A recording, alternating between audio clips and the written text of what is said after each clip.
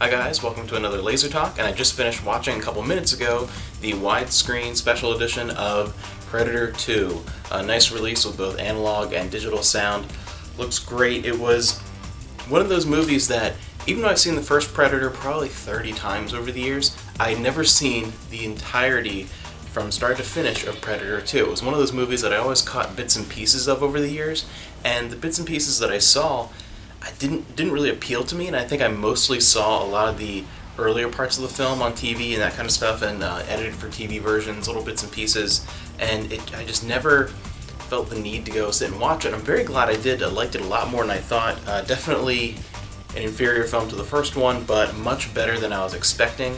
Visually, the special effects were fantastic, and all the fight scenes were really exciting, a whole lot of fun. I really thought the part that I thought was going to be the ending of the movie continued on and really led through a lot of falling out of a building, going down an elevator shaft, and continuing on to one of the best fights in the movie, if not the best fight, just from my personal taste on the actual alien ship with the Predator.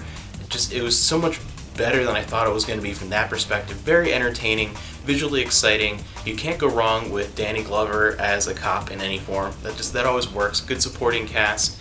You have the late Bill Paxton, Gary Busey. I never can really take him too seriously, even in older movies before he was quite completely nuts. But it was okay. The whole supporting cast was good and fit the tone of this film. And it definitely has a little bit of a different tone than the first one.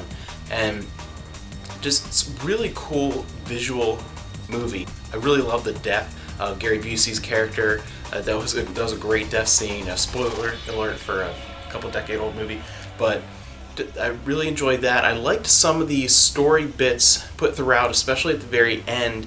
I like in these first two Predator movies, especially the little bits and pieces without ever really saying anything, just visually and just by mannerisms to get bits and pieces of an idea of the honor code and the history and the culture of the Predators. And I like these little just kind of drops and hints, and you pay attention, you see the little visual cues. I like getting it that way, and it's a very interesting way instead of really going in depth. Just like these little things that really add to them as a race. But one thing I didn't like, I don't know, I was kind of iffy watching it, and I decided I just really don't like it. The Predator starting to adapt and being able to have English speech throughout the movie, I don't know. In this one in particular, it just didn't work for me.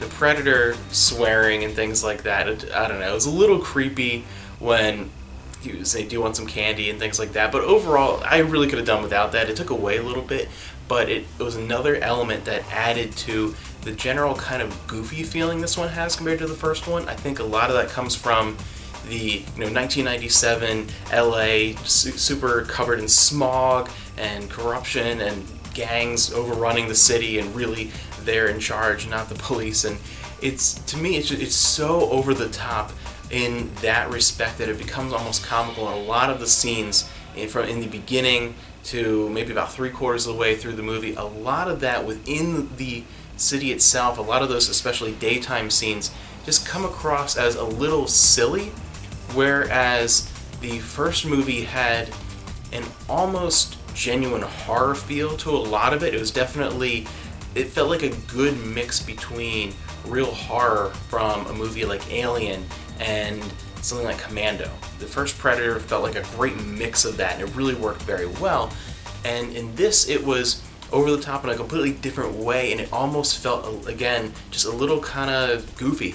And that little change in the feel of the movie, that little change in the general vibe that it gave off, definitely downgraded it for me a little bit. It's one of those it was very fun to watch. I'm going to watch it a couple more times. It is a great movie as far as just entertainment, but it just doesn't hold up as well as the first one. That little change in tone, I think, is what does it for me. So it's still a good movie, and I'm very glad that I watched it finally, the whole thing, rather than just catching bits and pieces. It was definitely better than I was expecting. I really enjoyed it, but yeah, it definitely doesn't hold a candle to the first movie.